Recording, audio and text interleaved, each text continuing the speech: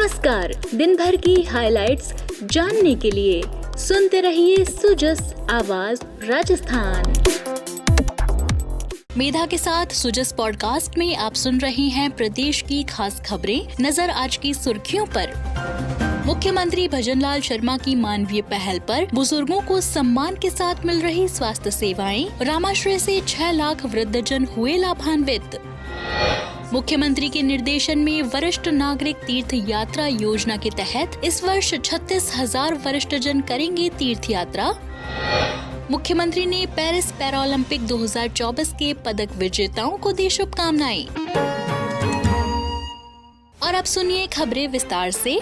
मुख्यमंत्री भजनलाल शर्मा की पहल पर प्रदेश के सभी जिला अस्पतालों में वृद्धजनों को सुगमता पूर्वक विशेष स्वास्थ्य सेवाएं उपलब्ध कराने के लिए स्थापित किए गए रामाश्रय वार्ड, जीरियाट्रिक वार्ड और जीरियाट्रिक क्लिनिक जनसेवा का एक सार्थक माध्यम बनकर उभरे हैं। यहाँ बुजुर्गों को सम्मान के साथ बेहतरीन स्वास्थ्य सेवाएं मुहैया कराई जा रही हैं। चिकित्सा एवं स्वास्थ्य मंत्री गजेंद्र सिंह खीवसर के मार्गदर्शन में 14 मार्च से प्रारंभ हुई इस संवेदनशील पहल से अब तक करीब 6 लाख बुजुर्ग लाभान्वित हो चुके हैं। चिकित्सा मंत्री ने बताया कि हमारे बुजुर्गों को उपचार के लिए चक्कर नहीं काटने पड़े और कतारों में खड़ा नहीं रहना पड़े और एक ही स्थान पर जांच और उपचार सेवाओं का लाभ मिल सके। इस मानवीय सोच के साथ रामाश्रय वार्डों की स्थापना की गई है। अब तक 5,14,000 से अधिक बुजुर्गों ने रामाश्रय वार्ड की ओपीडी में विभिन्न स्वास्थ्य सेवाओं के लिए परामर्श लिया है। इसी प्रकार रामाश्रय आईपीडी में 32,000 से अधिक वृद्धजनों को भर्ती कर उपचार उपलब्ध करवाया गया है। अब तक 3,14,000 से अधिक लैब टेस्ट किए गए हैं और 8,320 बुजुर्गों को फिजियोथेरेपी सेवाएं प्रदान की गई हैं। गंभीर स्थिति में उच्च स्तरीय उपचार के लिए 1,706 रोगियों को यहां रेफर किया गया। चिकित्सा एवं स्वास्थ्य विभाग की अतिरिक्त मुख्य सचिव शुभ्रा सिंह ने बताया कि वर्तमान सरकार के कार्यालय में इन मानवीय पहल को 100 दिवसीय कार्य योजना में शामिल कर अल्प समय में निर्धारित लक्ष्य को पूरा किया गया।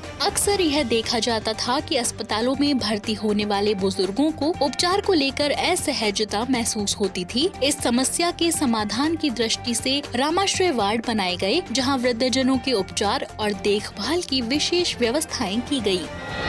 मुख्यमंत्री ने सोमवार को दुर्गापुरा रेलवे स्टेशन पर वरिष्ठ नागरिक तीर्थ यात्रा योजना के तहत जयपुर से मदुरई और रामेश्वरम के लिए इस वित्तीय वर्ष की पहली तीर्थ यात्रा स्पेशल ट्रेन को हरी झंडी दिखाकर रवाना किया। श्री शर्मा ने कहा कि प्रधानमंत्री नरेंद्र मोदी से प्रेरणा लेकर राज्य सरकार आस्था धामों के विकास और वरिष्ठ जनों को तीर्थ यात्रा करवाने जैसे कार्य कर रही है। इस वर्ष के प्रारंभ में लगभग 3,000 तीर्थ यात्रियों को श्री रामलला के दर्शन के लिए अयोध्या की यात्रा कराई जा चुकी है। वहीं वरिष्ठ नागरिक तीर्थ यात्रा योजना के तहत इस साल 36,000 तीर्थ यात्रियों में से 15,000 तीर्थ यात्रियों को अयोध्या, 15,000 तीर्थ यात्रियों को अन्य तीर्थ स्थलों की यात्रा कराई जाएगी, जिनमें रेल द्वारा रामेश्वरम, मदुरई, जगन्नाथपुरी, तिरुपति बालाजी, द्वारकापुरी, सोमनाथ, वैष्णो देवी, अमृतसर, प्रयागराज, वाराणसी, मथुरा, वृंदावन, बरसाना, समेत शिखर, पावापुरी, वैद्यनाथ, उज्जैन, ओमकारेश्वर, त्रयंबकेश्वर, नासिक,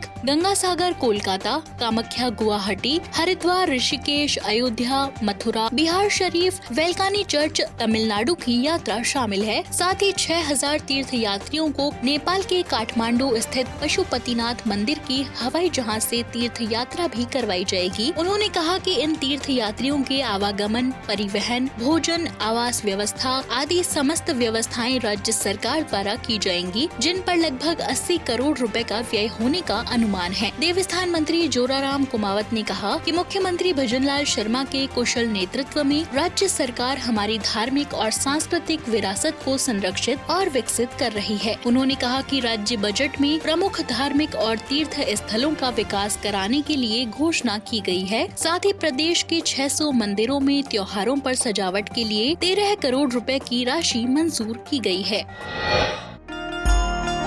मुख्यमंत्री ने पेरिस पैरालंपिक 2024 में पदक विजेताओं को शुभकामनाएं देते हुए सोशल मीडिया पर लिखा, सुमित अंतिल ने जेवलिन थ्रो में रचा नया इतिहास। पेरिस पैरालंपिक 2024 में सुमित अंतिल ने जेवलिन थ्रो F64 में 70.59 मीटर का थ्रो कर स्वर्ण पदक जीता है। उन्होंने टोक्यो पैरालंपिक 2020 में भी गोल्ड मेडल जीतकर देश का नाम रोशन किया था और इस बार भी उन्होंने दिखा दिया कि सच्ची मेहनत से कुछ भी हासिल किया जा सकता है। भारत को तुम पर गर्व है।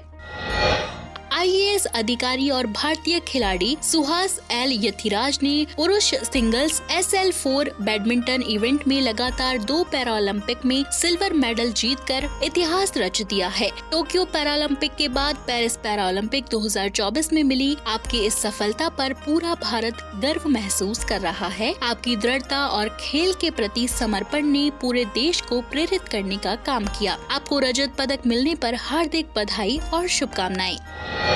राकेश कुमार और शीतल देवी को पैरा ओलंपिक 2024 में para archery mixed team compound open में ब्रॉन्ज मेडल जीतने पर आपको ढेर सारी बधाई। आपकी मेहनत और समर्पण ने इस सफलता को संभव बनाया है। आपकी प्रेरणादायक यात्रा ने दिखा दिया कि परस्पर सहयोग और अथक प्रयास से महानता प्राप्त की जा सकती है। इस शानदार उपलब्धि के लिए हार्दिक बधाई।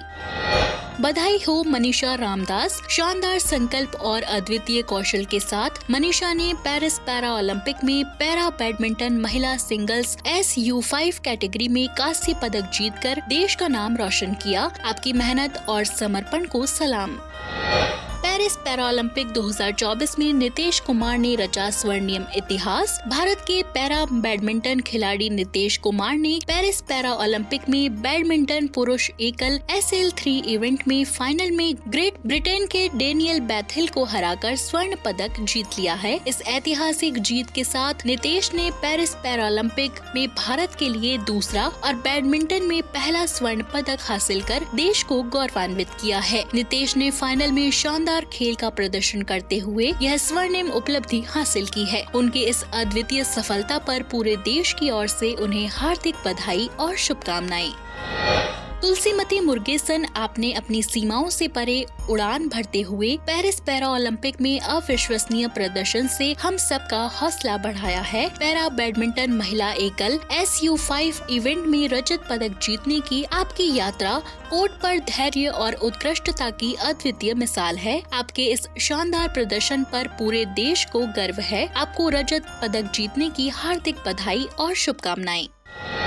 प्रधानमंत्री नरेंद्र मोदी के विजन और मुख्यमंत्री भजनलाल शर्मा के नेतृत्व में डबल इंजन की सरकार राजस्थान को लगातार प्रगति के पथ पर तेज रफ्तार के साथ दौड़ा रही है। इसी कड़ी में राज्य सरकार ने 2 जिलों की नगर परिषद को नगर निगम घोषित किया है। इसके साथ ही 3 नए नगर परिषद, 4 नगर पालिकाओं को क्रमोन्नत किया गया है, जबकि 7 ग्राम पंचायतों को नगर पालिका घोषित किया गया है। स्वायत्त शासन विभाग की ओर से जारी अधिसूचना के अनुसार भीलवाड़ा नगर परिषद और पाली नगर परिषद को नगर निगम घोषित किया गया है। राज्य सरकार ने नगर पालिका पुष्कर, नगर पालिका लालसोट और नगर पालिका शाहपुरा जयपुर को नगर परिषद घोषित किया है। साथ ही दौसा की महवा, चूरू की तारानगर, सीकर की लोसल और दौसा की बांदीकुई नगर पालिका को क्रमोन्नत किया गया है। अधिसूचना के अनुसार अब जोधपुर की ग्राम पंचायत कुड़ी भक्तासनी और तिवरी, जयपुर की ग्राम पंचायत जमवा रामगढ़, झुंझुनू की ग्राम पंचायत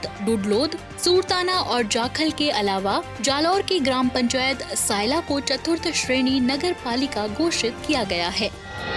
राजस्थान लोक सेवा आयोग द्वारा सोमवार को राजस्थान राज्य और अधीनस्थ सेवा भर्ती 2024 के अंतर्गत राज्य सेवाओं के 346 और अधीनस्थ सेवाओं के 387 कुल 733 पदों पर भर्ती का विज्ञापन जारी किया गया है। इसके अतिरिक्त आयोग द्वारा सहायक मत्स्य विकास अधिकारी के कुल 8 पद और समूह अनुदेशक, सर्वेयर, सहायक शिक्षुता सलाहकार ग्रेड 2 के 68 पदों के लिए भी विज्ञापन जारी किए गए हैं। शैक्षणिक योग्यता, वर्गवार वर्गीकरण, आवेदन प्रक्रिया और अन्य जानकारी संबंधी विस्तृत सूचनाएं आयोग की वेबसाइट पर उपलब्ध हैं। आयोग सचिव ने बताया कि सहायक मत्स्य विकास अधिकारी के पदों के लिए ऑनलाइन आवेदन 11 सितंबर से 10 अक्टूबर तक और समूह अनुदेशक, सर्वेयर, सहायक शिक्षुता सलाहकार ग्रेड 2 के पदों के लिए ऑनलाइन आवेदन 17 सितंबर से 16 अक्टूबर तक किए जा सकेंगे। राजस्थान राज्य और अधीनस्थ सेवाओं के पदों के लिए ऑनलाइन आवेदन आवेदन 19 सितंबर से 18 अक्टूबर तक किए जा सकेंगे। तो आज के सुजस पॉडकास्ट में इतना ही। मेधा को दीजिए इजाजत। कल फिर होगी आपसे मुलाकात। तब तक के लिए नमस्कार।